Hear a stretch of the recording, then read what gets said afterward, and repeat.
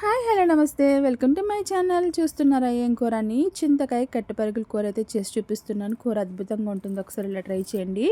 చేపలు క్లీన్ చేసేసుకున్నాక కొంచెం అంత ఉప్పు కారం పసుపు వేసి ఇలా పట్టించి ఒక 5 నిమిషాలు పక్కన పెట్టేసుకోవాలి. అప్పుడే దీనికి ఉప్పు కారం అంతా బాగా పడుతుందన్నమాట.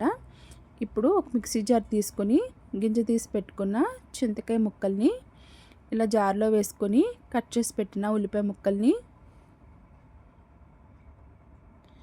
పచ్చిమిర్చిని కూడా వేసేసి కచ్చపచ్చ మిక్సీ పట్టాలి. మరి మెత్తగా పేస్ట్లో చేయకూడదు.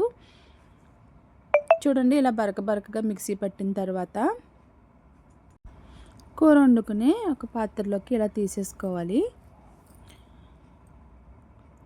ఉప్పు కారం పసుపు తగినంత వేసేసుకొని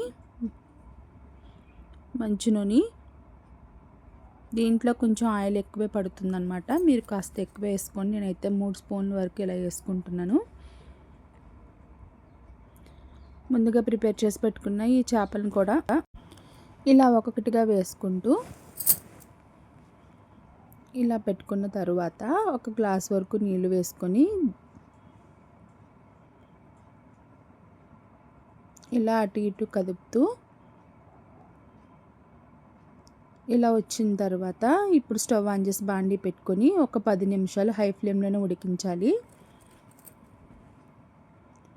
చూడండి, 10 నిమిషాలు అయిపోయిన తర్వాత ఇలా వస్తుంది. చాలా వరకు నీరంతా ఎగిరిపోయింది కదా.